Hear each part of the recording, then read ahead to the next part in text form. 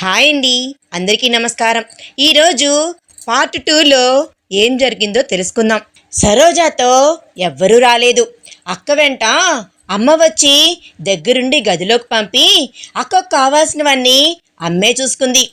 ఆ రోజున ఈ రోజున అనాథలాగా అయిపోయింది పరిస్థితి అని గది తలుపులు తీసుకొని అలా లోపలికి వెళ్తే సురేష్ అక్కడ నిలబడి ఉన్నాడు. 1-2 నిమిషాలు ఆ అమ్మాయి నిలబడేసరికి లేచి వచ్చి డోర్ క్లోజ్ చేసి ఆ అమ్మాయి చేతిలోని పాల గ్లాస్ ఇస్తే అలా పాల గ్లాస్ తీసుకున్నాడో లేదో ఏమీ తెలియని సరోజ కళ్ళు తిరిగి సురేష్ మీద పడిపోయింది. ఒక చేత్తో పాల గ్లాస్ అలా ఉండే గుండెల మీద వాలిపోయిన తన భార్యని అలాగే పొదివి పట్టుకున్నాడు సురేష్. ఆ పట్టుకొని ఆ పాల గ్లాస్ పక్కన టేబుల్ మీద పడేసి ఆ అమ్మాయిని ఎత్తుకొని మంచం మీద పడుకోబెట్టాడు. సరోజా సరోజా అని పిలుస్తూ ఉంటే ఆమె పలకడమే లేదు. దాంతో పక్కనే ఉన్న వాటర్ బాటిల్లో నీళ్లు తీసుకొని ఎంత చల్లినా ఆమె లేవలేదు. ఇక వెంటనే తను కిందకు వచ్చి వాళ్ళ నాన్నని లేపి డాక్టర్కి ఫోన్ చేయమంటే డాక్టర్కి ఫోన్ చేస్తే ఆవిడ వచ్చింది. వచ్చి చెక్ చేసిన తర్వాత ఏమీ లేదండి, ఆమె చాలా నీరసంగా ఉంది. పెళ్లి హడావిడి అన్నప్పుడు అమ్మాయిలకు ఉపవాసాలు అవి ఇవి అని పూజలు పునస్కారాలను పెట్టారు కదా మన పెద్దవాళ్ళు అక్కడ ఎవ్వరు పట్టించుకోలేదనుకోండి.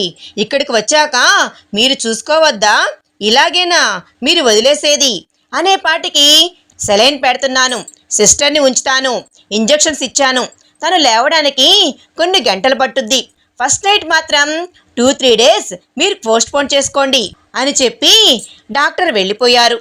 తర్వాత సురేష్ అలాగే కూర్చుంటే నర్స్ పక్కన సెలైన్ పట్టుకొని కూర్చుంది. ఈలోపు ఇంట్లో ఉన్న చుట్టాలు బంధువులు లోపలికి వచ్చి అదేంటి, అయ్యో పాపం తిండి తినలేదా, ఎవరితోనో కాలు జారి కడుపు వచ్చిందేమో అని అనుకున్నామే, ఇంకా మరే అని వీళ్ళందరూ మాట్లాడుకుంటూ ఉంటే ఏమో రెండో సంబంధం అనేపాటికి ఏమైనా మింగిందేమని కూడా అనుకున్నాను నేను అని అందంకొక ఆమె. మరేనమ్మా అని వీళ్ళు ఇలా మాట్లాడుకుంటూ ఉంటే నర్సు కూడా అలా బిత్తరబోయి ఏవండి అని అన్న తర్వాత సురేష్ ఏంటి సిస్టర్ అని అడిగాడు అతను. ఈ క్రౌడ్ అనేసరికి అయ్యో తల్లి, ముద్దులు కలిపి పెట్టుద్ది అనుకున్నామే తల్లి, ముద్దలు కలిపి పెట్టలేదా, ఆడపిల్లకి పెడతారే అని ముసలోళ్ళు ఏమీ ఎరగనట్లు సెటైర్లు వేస్తూ ఉంటే ఇప్పుడు మీ అందరు ఎందుకు ఇక్కడ, కొంచెం తనకు గాలి ఆడనివ్వచ్చు కదా, మీరు వెళ్ళొచ్చు కదా అని అన్నాడు సురేష్. అలా అనేసరికి మీ అందరూ ఎందుకు అక్కడ, వచ్చేయండి వాళ్ళు చూసుకుంటారులే అని అన్నారు కదా, తర్వాత నేను వెళ్తున్నాను, పడుకోవాలి, ఏం కాలేదుగా అని అక్కడే అనేసి వాళ్ళ నాన్నతో వాళ్ళ అమ్మ వెళ్ళిపోయింది. అక్కడి నుంచి అమ్మ కూతురు కొడుకు దీనికేనా ఇంత అని వాళ్ళు వెళ్ళిపోయారు. మామయ్య ఉండి నువ్వు చూసుకో నాన్న అని సురేష్ చెప్పి ఆయన మగ మనిషి కనుక ఇంకెక్కువసేపు ఏముంటాము అని ఆయన వెళ్ళిపోయారు. నర్స్ ఒకవైపు మీరు రెస్ట్ తీసుకోండి సార్ అని అన్నా ఇట్స్ ఓకే అని సురేష్ అలాగే కూర్చున్నాడు. అలా కూర్చునేసరికి తెల్లారిపోయింది. టైం 6 గంటలు అవుతూ ఉన్నప్పుడు మెల్లగా మెలకు వచ్చింది సరోజకి.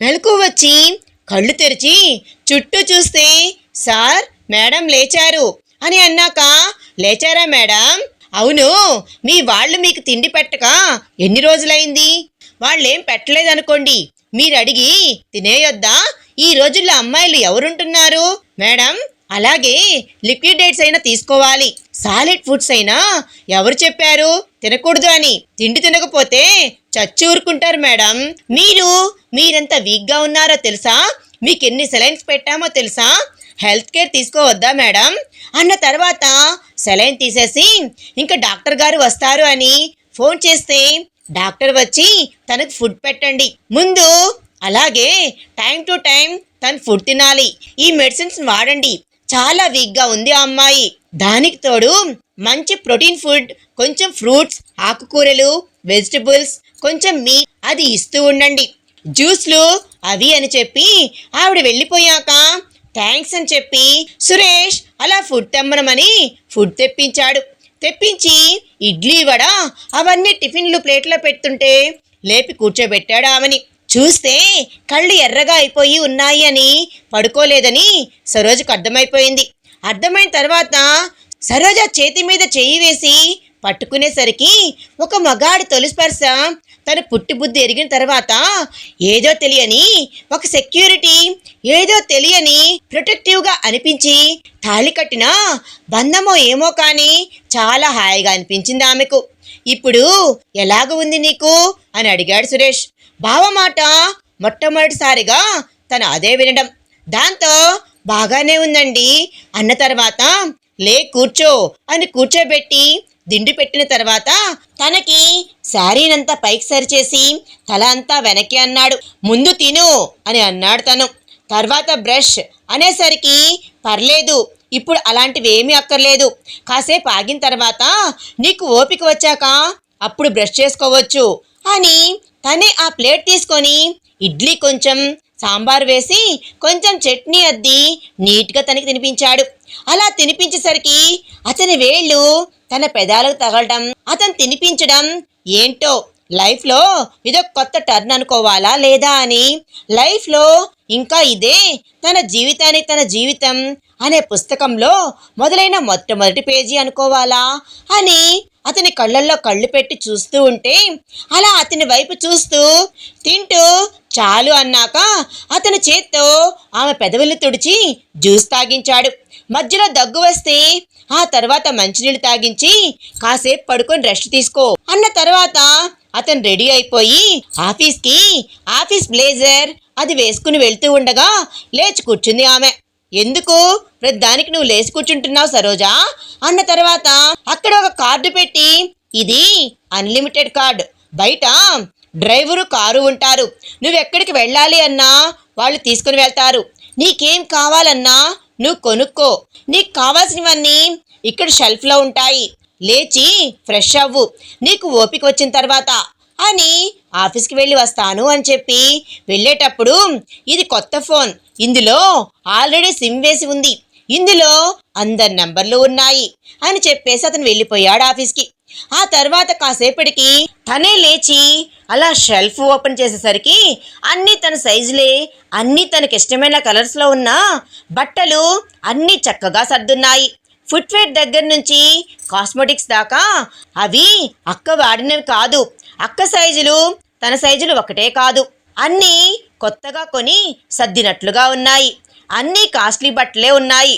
అందులో నుంచి ఓ డ్రెస్ తీసి అక్కడ పెట్టుకొని స్నానం చేసి వచ్చి ఆ డ్రెస్ వేసుకొని అక్కడ ఉన్న మేకప్ థింగ్స్నే వాడుకొని తను ఫ్రెష్ అయి కూర్చుంటే, కాల్ వస్తే ఫోన్ లిఫ్ట్ చేస్తే భోంచేశావా అని అట్నుంచి సురేష్ అడిగాడు. లేదు ఇంకా తినలేదు, మీరు తిన్నారా అన్న తర్వాత, ఇప్పటి వరకు భోజనం చేయకుండా ఎందుకు ఉన్నావు, నేను తింటానులే నువ్వు తిను అన్న తర్వాత అలాగేనండి అని చెప్పి తను కిందకు వచ్చి డైనింగ్ టేబుల్ దగ్గర కూర్చుంటే అలా ఏవో వండి పడేసి ఉన్నాయి. ఆ పడేసి ఉన్న వాటిల్లో పెట్టుకొని భోంచేసి చుట్టూ చూస్తే ఆ ఇంట్లో ఎవరి లోకం వాళ్ళదే. పని వాళ్ళు వాళ్ళకి నచ్చినట్లు వాళ్ళు తినడం, వాళ్ళ ఇష్టం వచ్చినట్లు వాళ్ళు వెళ్ళి ఒక మూలల్లో కూర్చొని సరసాలు ఆడుకుంటూ టీవీలు పెట్టుకొని సాంగ్స్ పెట్టుకొని డ్యాన్స్ వేసుకుంటూ కిళ్ళీ వేసుకొని తింటూ వాళ్ళు ఎంజాయ్ చేస్తూ ఉన్నారు. ఒకవైపున అత్త కోసం ఎవరెవరో రావటం, అత్తయ్యక తనకిష్టం వచ్చిన బట్టలు వేసుకోవడం, అలా డ్రైవర్లతో జోక్స్ వేసుకుంటూ ఆ వచ్చిన ఆడవాళ్లతో కలిసి అత్త పేకాట ఆడుతూ వాళ్లతో పాటు కలిసి బయటకు వెళ్ళిపోవడం, ఆడపడుచు కోసం ఎవరెవరో వస్తున్నారు, అమ్మాయిలే కాదు అబ్బాయిలు కూడా, వాళ్లతో పాటు అలా నవ్వటం, కూర్చుని మందులు తాగడం, వాళ్లతో కలిసి స్మోక్ చేయడం, ఆడపడుచు మరి ఇద్దరు ఇలాగే ఉన్నారు. అవన్నీ నాకెందుకు అనుకొని అసలు ఆ అమ్మాయి ఇలాంటివి ఎప్పుడు పట్టించుకోలేదు కాబట్టే తన గదిలో తను వెళ్ళిపోయింది. ఈవినింగ్ అయ్యేసరికి ఆఫీస్ నుంచి సురేష్ వచ్చాడు. కొత్తగా పెళ్ళవటమో ఏమో, ఇద్దరు ఇంట్రోవర్ట్స్ అవ్వటమో, పైగా సరోజ మొహమాటస్తురాలు, సురేష్ కూడా తక్కువ మాట్లాడటమే కానీ ఇద్దరి మధ్య మాటల సంభాషణ తక్కువగా ఉండేది. వచ్చి రాగానే మామయ్య గారు ఏమ్మా ఆరోగ్యం ఎలా ఉంది అని అడిగారు తను. బాగుంది అంకుల్ అని అంటే, జాగ్రత్త టైంకి తినాలమ్మా అనేసి ఆయన లోపలికి వెళ్ళిపోతే సురేష్ రా రూమ్కి అనేసి వెళ్ళిన తర్వాత సరోజ వచ్చిన తర్వాత తిన్నావా అని అడిగాడు అతను. తర్వాత నీ కోసమని ఇవి తీసుకుని వచ్చాను అని అక్కడ టేబుల్ మీద పెట్టాడు. ఇక్కడ చూస్తే అందులో డ్రై ఫ్రూట్స్, ప్రోటీన్ పౌడర్లు అవన్నీ ఉన్నాయి.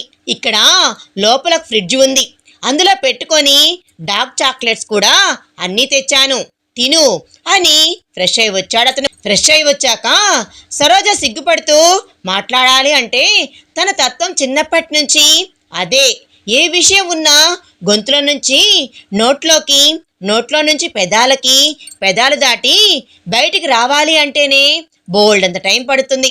సరోజకి సురేష్ కూర్చొని సరోజ అలా ఇలా అని ఆఫీస్లో ఇలా జరిగింది అలా జరిగింది అని అందరూ అబ్బాయిలు యాక్టివ్గా ఎనర్జెటిక్గా చెప్తారైతే స్లోగా మనసుకు హత్తుకునేలా ప్లెజెంట్గా పీస్ఫుల్గా పేషెన్సీతో ఆ అమ్మాయితో మాట్లాడుతూ పద వెళ్ళి భోంచేద్దాం అని భోంచేసేటప్పుడు ఇది ఇంకొంచెం వేసుకో అని భార్యకు వడ్డించిన తర్వాత పద కాసేపు మనం టెర్రస్ మీద కూర్చుందాము అని అలా కూర్చొని క్లైమేట్ బాగుంది కదూ, చంద్రుడు అందంగా ఉన్నాడు కదూ అనే మాట మాట్లాడుతూ ఆ పక్కనే రోజా పువ్వు ఉంటే తుంచి ఆ అమ్మాయి చేతికి ఇస్తే ఆ అమ్మాయి అలా పువ్వు తీసుకుంది. తల్లో పెట్టుకోమని ఇచ్చాను, చేతికి కాదు అని అన్న తర్వాత ఆ అమ్మాయి రూమ్లోకి వచ్చాక పడుకుందామా అని ఆ అమ్మాయికి దుప్పటి కప్పి పడుకోమని అలా పడుకోబెట్టిన తర్వాత చెయ్యి వేసుకొని పడుకున్నాడు. తను నీ మీద నాకు మోహంగా ఉంది, మోజుగా ఉంది అనలేదు. ఇలా ఒక 4-5 రోజులు గడిచిపోయాయి. చూస్తూ ఉంటే గంటల శబ్దం వినపడింది. ఇంటికి దగ్గరలో గుడి ఎక్కడైనా ఉందా అని చెప్పి టెర్రస్ ఎక్కి చూస్తే దగ్గరలోనే గుడి కనిపించింది ఆమెకు. మహా అయితే ఒక 1/2 కిలోమీటర్ ఉంటుంది. ఆ 1/2 కిలోమీటర్ దూరంలో గుడి ఉంది అని జనాలు వెళ్ళి వస్తూ ఉంటే క్లియర్గానే అర్థమైంది. దాంతో గుడి కన్నా వెళ్తే ఇప్పుడు తను ఉన్న మానసిక స్థితి కాస్త కాకపోతే కాస్తైనా సరే తనకు ప్రశాంతత చేకూర్చుద్ది ఆ గుడి అని దాంతో తను గుడికి వెళ్ళటం మొదలుపెట్టింది. అలా రోజు తన గుడికి వెళ్ళొచ్చేది. పెళ్ళై 1 వారం రోజులయ్యింది. అంత దాంట్లో గుడికి వెళ్ళి పూల సజ్జా తీసుకొని రావడం, వచ్చిన తర్వాత ఆ పూల సజ్జా బెడ్రూమ్లోనే ఉంటే రాగానే మొగుడికి బొట్టు తీసుకోమని పూల సజ్జా ఇస్తే బొట్టు పెట్టమన్నట్లు మొహం చూపిస్తే సురేష్ ముఖాన బొట్టు పెట్టేది. ఇద్దరి మధ్య ఒక మౌనమే ఉన్నా ఏదో చిన్న చిన్న మెమరీస్. ఆ తర్వాత ఇలా ఒక 10 రోజులు కాలం గడిచిపోయింది. తర్వాత ఎప్పట్లానే ఆ రోజు కూడా సరోజ పూల సజ్జా తీసుకొని గుడికని బయలుదేరింది. దర్శనం చేసుకొని తిరిగి బయలుదేరే టైంకి మబ్బులు బాగా పట్టేసినాయి. గుడిలో ఎంతసేపు కూర్చుందో కూడా ఆమెకే తెలియలేదు. తనకి సుందరం ఆలోచనలో నుంచి బయటికి రావాలి అని, వాడి లైఫ్ వాడు చూసుకున్నప్పుడు తనకంటే ఒక బ్రతుకు ఉంది అని, మంచొచ్చాడో సురేష్ తనతో ప్రేమగా ఉంటున్నాడు అని, ఇప్పుడు అనవసరంగా గడిచిపోయిన గతాల గురించి చెప్పి తన బ్రతుకు నాశనం చేసుకోకూడదు. ఇవాళ కాకపోతే రేపైనా భార్యగా మనసు శరీరం ఆయనకు అర్పించాల్సిందే. ఆయన్ని దూరంగా పెట్టడం ఎంతవరకు సబబు అనేదే ఆలోచించుకుంటూ ఉంటే టైం తెలియలేదు ఆమెకు. తీరా చూస్తే అలా టైం చాలా అయిపోయింది. చీకట్లు కూడా పట్టేసి వర్షం రావడానికి సిద్ధంగా ఉంది. ఇంకా నయం లేట్ అయిపోలేదు, త్వరగా బయలుదేరిపోవాలి అని అలా బయటకు వచ్చింది ఆమె. బయటకు వచ్చి అలా వెళ్తూ ఉండగా కొంత దూరం నడిచేపాటికి వర్షం ఉధృతి పెరిగిపోయి స్టార్టింగే పెద్ద పెద్ద చినుకులతో మొదలై భారీగా వర్షం పడటం స్టార్ట్ అయిపోయింది. ఇక ఇలా కాదు అని దానితో గబగబా నడుచుకుంటూ వస్తూ ఉండగా ఒక చోట ట్రాఫిక్ సిగ్నల్ పడింది. ఆ ట్రాఫిక్ సిగ్నల్ పడటం ఒకటి, వర్షం వల్ల ముందున్న ట్రాఫిక్ ఆగిపోవడం అదొకటి. మెల్లగా నడిచి వస్తూ ఉండగా కారులో సుందరం చూసింది ఆమె. ఏదైతే తన్ను మర్చిపోదాం అని అనుకుంటుందో, ఏ గతమైతే తనకు గుర్తు రాకూడదు అనుకుంటుందో, మూవ్ ఆన్ అయిపోయే దేవుడిచ్చిన ఒక లైఫ్ మంచిగా చూసుకునే ఓ భర్త కనీసం పెళ్ళైన తర్వాత అక్క ప్రస్తావన ఎత్తనే లేదు. అక్క వస్తువులు తనవి వాడనే లేదు. ఇంట్లో ఎక్కడా ఇది మీ అక్కకు నచ్చినట్లు నువ్వు ఇదే ఫాలో అవ్వు అని ఎవ్వరు తనతో అనలేదు. అలాంటిది ఇప్పుడు తన లైఫ్ తాను నార్మల్ అయిపోవాలనుకుంటున్న తరుణంలో సుందరం తను చేసుకున్న పెళ్ళాంతో కనపడి ఆ పెళ్ళాం మీద పడటం, బుగ్గలు కొరకటం, ముద్దులు పెట్టుకోవడం, లిప్ లాకులు చేసుకోవడం, హగ్గులు చేసుకోవడం, ఇద్దరు కలిసే ఆ ట్రాఫిక్లో అతను అసలు నేను ఇష్టం లేకుండా పెళ్లి చేసుకున్నా అని చెప్పి తెగ పగలబడి నవ్వటం, తెగ క్లోజ్ అయిపోవడం, ఇక పెళ్ళాన్ని దగ్గరికి లాక్కోవటం, ఇవన్నీ చూసేసరికి తన మీద తనకే అసహ్యం అనిపించింది. ఎందుకు తన లాంటి ఆడపిల్లలు ఇలాంటి వెధవల్ని ప్రేమిస్తారు? డిజర్వ్ చేసుకోలేని నీచమైన వెధవల్ని తెలిసి కూడా ఇలాంటి వాళ్ళకి ఎందుకు తన మనసులో స్థానాన్ని ఇస్తారు అని ఆ అమ్మాయి ఆలోచించుకుంటూ నడుచుకుంటూ వస్తూ గతంలో జరిగినవన్నీ గుర్తుకు రావడం మొదలైంది. ఈ రోజైతే నువ్వు నాకు కనిపించావో నిన్ను వదులుకోను. నా ప్రాణం నువ్వు. నీ స్థానంలో నేను ఇంకొకరిని ఊహించుకోలేను. నీ స్థానం నేను ఎవ్వరికీ ఇవ్వలేను. ఇదే మాటలు చాలా మంది అబ్బాయిలు చెప్తారేమో, కొంతమంది నిలబెట్టుకుంటారేమో, కానీ ఇలాంటి వాళ్ళని ఏమనాలి అని కాలేజీలో గడిపిన రోజులు, ప్రేమని ఫోన్లు చేయడం, కేర్ తీసుకోవడం, పీరియడ్స్ టైంలో నోట్స్లు రాసి ఇవ్వడం, అవన్నీ గుర్తుకు వచ్చాయి.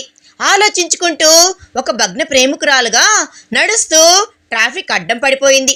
దాంతో చేతిలో ఉన్న పూల సజ్జా కూడా ఆమె వదిలేసి సరోజాని ఒకవైపున జనాలు పోతావని, పోయే కాలం వచ్చిందా అని గుద్దాల్సినోళ్ళు కూడా వెహికల్స్ ఆపుతూ అలా తిట్టుకుంటూ వెళ్తూ ఉండగా ఒక లారీ హారన్ కొట్టుకుంటూ వస్తున్న సరోజకు వినిపించుకోవటమే లేదు.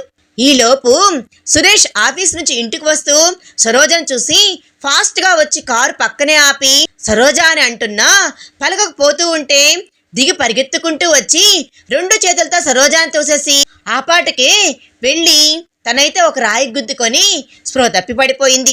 ఆ లారీ సురేష్ను గుద్దేయడంతో అతనికి అక్కడికక్కడే చాలా పెద్ద యాక్సిడెంట్ అయింది. వెంటనే అంకుల్ గారికి ఫోన్ వెళ్ళడంతో వీళ్ళిద్దరిని హాస్పిటల్లో అడ్మిట్ చేసి అలా సరోజాకి తలకి కుట్లు వేసి తలకట్టు కట్టేసరికి ముందు సరోజ స్పృహలోకి వచ్చింది. వచ్చేసరికి సిస్టర్ ఎలా ఉంది మేడం అని అంటే ఐఎమ్ ఓకే అన్న తర్వాత లేచి తనకై తానే బయటకు వచ్చేసరికి బయట అత్తగారు, మామగారు జనాలు నుంచొని ఉన్నారు. బిడ్డ వచ్చిన వేళ గొడ్డు వచ్చిన వేళ అంటారు. అడ్డమైన దరిద్రాన్ని తీసుకుని వస్తే కొంపలకి ఇలాగే ఉంటుంది.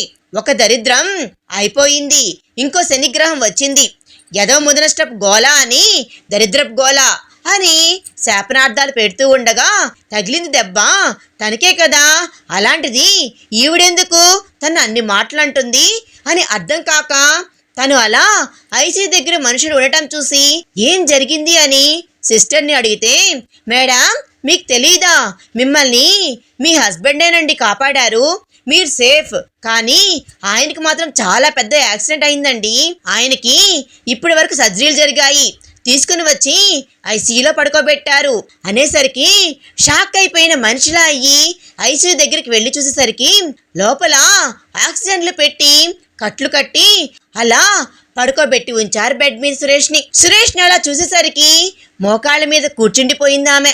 మామగారు తల మీద చెయ్యి వేసి లేపి కూర్చోబెట్టేసరికి మనిషిలో లేదు, మనసులో కూడా లేదు.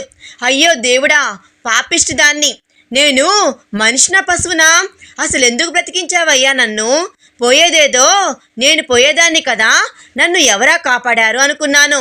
వెనక నుంచి 2 చేతులు తోసేసినట్లుగా అనిపించి సంఘటన గుర్తుకొచ్చి అయ్యో సురేష్ నన్ను తోసింది, నన్ను కాపాడబోయి తన ప్రాణం మీద తెచ్చుకున్నాడా. ఒక నీచాతి నీచమైన కుక్క గురించి తలుచుకుంటూ నాదేదో ఒక లైలా మజ్ను లవ్ స్టోరీ అన్నట్లు నేను తలుచుకొని బాధపడ్డాం. దానికి తోడు పోయింది నేనైనా పోయాల్సింది. అయ్యో ఏ పాపం పుణ్యమెరుగని ఆయనకి తగిలేసినాయి దెబ్బలన్నీ. అలా కూర్చుండిపోయింది తల పట్టుకొని. అసలు ఇదంతా నేను ఆ దరిద్రపు గతాన్ని తరుచుకోవడం, ఆ సుందరంని చూసి అనవసరంగా నేను మళ్ళీ గతంలోకి వెళ్ళడం వల్లే ఇదంతా వచ్చింది. తప్పంతా నాదే భగవంతుడా అనుకుంటూ తల పట్టేసుకొని కూర్చొని ఆయనకి ఏమీ కాకూడదు తండ్రి దేవుడా అని కనపడ్డ దేవుళ్ళందరికీ ఈ మొక్కు మొక్కందే లేదు అనకుండా అన్ని రకాల మొక్కులు మొక్కేసుకొని పుట్టి బుద్ధిరిగినప్పటి నుంచి నా కోసం మిమ్మల్ని ఎప్పుడు ఏమీ అడగలేదు. ఈ రోజున అడుక్కుంటున్నానయ్యా అని అక్కడే హాస్పిటల్లో ఉండే దేవుడి దగ్గర అలా కూర్చుండిపోయింది ఆమె. దాంతో అలా టైం గడిచిపోతూ గంటలు గడిచిపోయాయి. అప్పటి వరకు 72 గంటలైంది. ఏమీ చెప్పలేము అన్నారు డాక్టర్లు. అవుట్ ఆఫ్ డేంజర్ అని, ప్రాణానికి ఏం ప్రమాదం లేదు అని, కాకపోతే అతన్ని గాజు బొమ్మలా చూసుకోవాలి అని, పూర్తిగా కోలుకోవడానికి 1 year పడుతుంది అని, టైం టు టైం మెడిసిన్స్ ఇవ్వాలి అని, ఇంటికి తీసుకుని వెళ్ళిపోవచ్చు ఒక 15 days తర్వాత. కానీ అతన్ని చాలా కేర్ఫుల్గా చూసుకోవాలి. మెడిసిన్స్ కానీ, ఫుడ్ కానీ, పర్సనల్ కేర్ కానీ తీసుకుంటే అతను కోలుకుంటాడు అని చెప్పి వెళ్ళిన తర్వాత అమ్మయ్య అని అంకుల్ గారు అలా కూర్చున్నాడు. ఈ 3 రోజులుగా ఇంత దాంట్లో కూడా వీళ్ళ అమ్మా నాన్న వచ్చారు. దరిద్రపు దాన, కొంపలో ఉండకుండా ఎక్కడికి వెళ్ళావు, రోడ్డు మీద చూసుకోకుండా నడుస్తున్నావా అని మొట్టకాయలు వేసి వాళ్ళ అమ్మ తిట్లు తిట్టారు. అసలు అవేమీ తన మనసుకి ఎక్కనే లేదు. అయినా వాళ్ళ అమ్మ నాన్న హాస్పిటల్ క్యాంటీన్కి వెళ్తున్నారు, టీలు తాగుతూ ఉన్నారు, టిఫిన్లు తింటున్నారు, భోజనాలు చేస్తున్నారు. ఒకవైపున తన ఆడపడుచు మరిది కనీసం ఎలా ఉందా అని కూడా సురేష్ గురించి పట్టించుకోకుండా వాళ్ళు వచ్చి ఆ రోజు అటెండ్ అవ్వడం, మళ్ళీ రాను కూడా రాలేదు. అత్తగారికి ఇంటి దగ్గర నుంచి నాన్ వెజ్లతో తందూరి చికెన్లు క్యారియర్లు వస్తే కూర్చొని తినేసి అక్కడే ఒక రూమ్ హాస్పిటల్లో ఎక్స్ట్రా తీసుకొని అక్కడ రెస్ట్ తీసుకుంటూ కూర్చుంది. మామగారు మాత్రం ఏమి తిరగకుండా కూర్చుంటే పిఏ మాత్రం సార్ అని పాపం మంచినీళ్ళు, కాఫీ అని, టీ అని, జ్యూస్ అని తెచ్చిస్తూ మీరు తీసుకోండి మేడం గారు అని అంటే పచ్చి మంచినీళ్ళు కూడా ముట్టుకోకుండా సరోజ అట్లాగే కూర్చుంది. స్పృహలోకి వచ్చిన తర్వాత నర్స్ని ఒకసారి వెళ్ళి ఆయన చూడవచ్చా అని అన్న తర్వాత నర్స్ పాపం తటపటా ఇచ్చి వెళ్ళి చూడండి మేడం, డిస్టర్బ్ చేయకండి అని అన్న తర్వాత అలా లోపలికి వెళ్ళేసరికి సురేష్ అలా కళ్ళు తెరిచి ఉన్న తర్వాత వెళ్ళి సురేష్ దగ్గరికి వెళ్ళి కూర్చుంది. కూర్చున్న తర్వాత ఇప్పుడు ఎలా ఉంది అన్న తర్వాత అతను అన్నాడు, మాట కూడా రావటం లేదు గట్టిగా మాట్లాడటానికి. దానితో అతని కాళ్ళ దగ్గర నిలబడితే కళ్ళలో నుంచి కన్నీళ్లు కారిపోతూ ఉన్నాయి. అతని కాళ్ళ మీద పడితే కాళ్ళు కదిలి వెనక్కి తీసుకునే స్థితిలో కూడా అతను లేడు. ఏడవకు, ఇటురా, కన్నీళ్లు తుడుచుకో అనేసరికి వాళ్ళ నాన్న లోపలికి వచ్చాడు. బానే ఉన్నాడు కదా నీ కొడుకు, బ్రతికే ఉన్నాడుగా, నేను వెళ్తా ఇంటికి అని వాళ్ళ అమ్మ వెళ్ళిపోయింది. ఆ తర్వాత ఆయన ఎలా ఉంది నాన్న అన్న తర్వాత ఐఆమ్ ఓకే డాడీ అనేసరికి సిస్టర్ ఫుడ్ తిందురుగాని రండి సార్ అని అన్న తర్వాత కూడా మేడం అసలేమీ తీసుకోలేదనుకుంటాగా, మీరు మొన్న మీకు తలకు గాయమై డీప్గానే తగిలింది కదా మేడం అనేసరికి పిఏ వచ్చి నిజం సార్ 3 రోజుల నుంచి పెద్ద సార్ కూడా ఫుడ్ తీసుకోవడం లేదు, ఏదో జ్యూసులు పోసి బ్రతికించుకుంటూ వస్తున్నాను, షుగర్ బీపీ ఉన్న మనిషి కదా సార్ అని అన్నాడు అతను. మేడం గారైతే పచ్చి మంచినీళ్ళు కూడా ముట్టుకోలేదు అని పిఏ చెప్పగా డాడీ నాకేం కాదు మీరు తినండి ప్లీజ్ అని అన్నాడు సురేష్. అట్లా అన్న తర్వాత ఆయన కళ్ళంట నీళ్లు పెట్టుకొని కొడుకును ముద్దు పెట్టుకొని అలా స్పృశించి చూసుకొని ఆయన అలా నువ్వు ఉండకమ్మా నేను ఇప్పుడే వస్తాను అని బయటికి వెళ్ళిన తర్వాత కోడలకు కూడా ఫుడ్ తీసుకొని వచ్చాక తిను అంటే నేను తర్వాత తింటాలే అన్నా, నువ్వు తింటేనే నేను తింటానన్నాడు. సురేష్కి తినిపిద్దామనుకున్నా పాపం చెయ్యేంటో తనకి చలనం లేనట్లుగా అనిపించింది. సిస్టర్ తినండి మేడం గారు అని సురేష్ సిస్టర్ తినిపిస్తూ ఉండగా ఏదో తిన్నాను అనిపించి ఓ ముక్క శాండ్విచ్ తిని అక్కడ పడేసింది ఆమె. ఆ తర్వాత పదమ్మా ఇంటికి వెళ్దు గాని నేను ఉంటాను వాడి దగ్గర అని అంటే వద్దంకుల్ నేనే ఉంటాను ఆయన దగ్గర, మీరే ఇంటికి వెళ్ళండి రెస్ట్ తీసుకోండి అని అన్నాక పర్లేదులే మీ ఇద్దరు వెళ్ళండి సిస్టర్ ఉందిగా అని అంటే లేదు నేను ఇక్కడే ఉంటాను అని అంది సరోజ. ఆమె అన్న తర్వాత ఆయన నువ్వే ఉండమ్మా అని చెప్పి వెళ్ళిపోయిన తర్వాత సురేష్ని అలా చూస్తూ ఉండగా నిద్రపోకుండా పక్కనే కూర్చుంటే పడుకో సరోజ కాసేపు అన్న తర్వాత లేచి వెళ్ళి సురేష్ కాళ్ళు పట్టుకొని వెక్కిళ్ళు పెట్టి ఏడ్చింది. ఏంటిది చిన్నపిల్లలాగా అనేసరికి, ఇదంతా నా వల్లే కదండి జరిగింది, నన్ను కాపాడబోగా మీకు ఇలా అయ్యింది అని సారీ అన్నమాట నోట్లో నుంచి అంత తొందరగా పెగలలేదు. ఇదంతా మీరు నా వల్లే చేసుకున్నారు, నేనే మిమ్మల్ని చూసుకుంటాను అన్న తర్వాత, ఇటు రా నువ్వు అని సరోజ కూర్చున్నాక, నువ్వు నా భార్యవి, నిన్ను కాపాడుకోవడం నా బాధ్యత. ఏంటా పిచ్చి మాటలు, చిన్నపిల్లల్లాగా ఆ కాళ్ళ మీద పడిపోయి ఏడవకూడదు నువ్వు. చూడు బుగ్గలు ఎర్రగా అయిపోయాయి, కళ్ళు తుడుచుకో, కళ్ళు చూడు ఎంత ఎర్రబడిపోయాయి, కళ్ళు వాచిపోతాయి, అలా నువ్వు ఏడవకూడదు. అలా ఏడిస్తే నాకు ఇంకా బాధగా ఉంటుంది, నాకు నచ్చదు అని చెప్పాక, మీరు నా భర్త కదా, నేను ఇక్కడుందే మీకోసం, నా కోసం అంత చేయడం మీ బాధ్యత అన్నారు కదా, మిమ్మల్ని ఇక్కడే ఉండి చూసుకోవడం కూడా నా బాధ్యత, నాకు ఇష్టం అంతే అనేసరికి సరే అన్నాడు ఉండటానికి.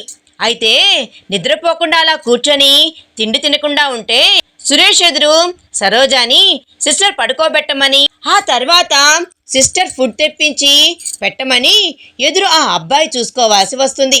ఆ పొజిషన్లో కూడా సరోజాని ఆ తర్వాత డిశ్చార్జ్ అయ్యి 15 రోజుల తర్వాత ఇంటికి వెళితే వెళ్ళటానికి వీళ్ళకి డబ్బు ఉంది కాబట్టి అలా తీసుకుని వెళ్తే, అక్కడికి వెళ్ళిన తర్వాత ఒక 5-6 కేర్ టేకర్ని అపాయింట్ చేసి డాక్టర్లు నర్సులు 2 పూట్ల వచ్చి చూసి వెళ్తాము, ఫిజియోథెరపీ ఇప్పుడే కాదు, ఆఫ్టర్ 6 months to 8 months తర్వాత ఫిజియోథెరపీ అవసరం అవుతుంది అని డాక్టర్ గారు చెప్పి వెళ్ళాడు. అయితే వచ్చినప్పుడు బాగానే ఉన్న పనోళ్ళు ఇంట్లో ఉన్న పనోళ్లతో గుసగుసలాడిన తర్వాత బాగా కొవ్వెక్కిపోయి అసలు పట్టించుకోవడే మానేశారు సురేష్ని. దాంతో దాహం అన్నా వాళ్ళు పట్టించుకోవడం లేదు. అవన్నీ సరోజ చూస్తూనే ఉంది. ఒకవైపున సురేష్ మంచాన పడేసరికి ఆఫీస్ బాధ్యతలు హెక్టిక్ అయిపోయి పూర్తిగా ఆఫీస్ బాధ్యతల్లో భారాల్లో మునిగిపోయారు సురేష్ నాన్న. ఆయనకి ఊపిరి ఆడటమే లేదు. ఇక ఏదో ఒక టైంలో కొడుకు దగ్గర కాసేపు ఉండి చూసుకొని వెళ్ళిపోవడం తప్ప పని వాళ్ళని పెట్టాను, వాళ్ళు చూసుకుంటారులే అనుకున్నాడు ఆయన. దాంట్లో అమ్మాయికి అర్థం కాని విషయం ఏమిటి అంటే, కన్న కొడుక్కి అంత పెద్ద ఆపరేషన్లు అయ్యి చావు నుండి బయటకు వస్తే చూడ్డానికి తల్లి గదిలో నుంచి కాలు కూడా పెట్టలేదు. ఒకవైపున చెల్లెలు తమ్ముడు కూడా పలకరించడానికి కూడా రాలేదు. సరోజకి అసలు ఇదేమీ అర్థం కాలేదు. పైగా ఇంత దాంట్లో శాపనార్థాలు పెట్టుకుంటూ తిట్టుకుంటూ తిరుగుతున్నారు. పనమ్మాయికి కనీసం మంచినీళ్ళు ఎత్తుకురా అంటే ఆడున్నాయి వెళ్ళి తెచ్చుకోండి అని అంది సరోజని. ఆ సమాధానానికి షాక్ అయిపోయింది సరోజ. సరోజ భోజనాన్ని పళ్ళెంలో పెట్టి పట్టుకొనిరా అంటే వెళ్ళి పెట్టుకో అనేసరికి ఏంటి అహంకారపు సమాధానాలు, మనుషులేంటో వీళ్ళ ప్రవర్తన ఏంటో అర్థం కాక నిర్ఘాంతపోయింది సరోజ. సురేష్ పరిస్థితి చూస్తే అస్సలు పట్టించుకోవడమే లేదు. వచ్చిన వాళ్ళ దాంతో విసుగు అనిపించేసింది. ఒక మనిషిని ఒక రోజులోనే వీళ్ళు ఇలా చేశారంటే వీళ్ళ చేతి కింద అతను ఉంటే అసలు కోలుకుంటాడా? అతన్ని వీళ్ళు పట్టించుకోవడమే లేదు. అదేనా వీళ్ళు చూసే విధానం? కనీసం తాగడానికి ఈయన నీళ్లు ఇచ్చి పట్టించుకొని కూడా పట్టించుకోవడం లేదు అనే దాంతో తనే వెళ్ళింది లోపలికి. వెళ్ళి సురేష్ని లేపింది. అతనికి తనే శుభ్రంగా ఒళ్ళంతా తుడుస్తూ ఉంటే నాకు ఇబ్బందిగా ఉంది, వద్దు సరోజా, పోనీ డాడీని పిలువు అని అన్నాడు సురేష్.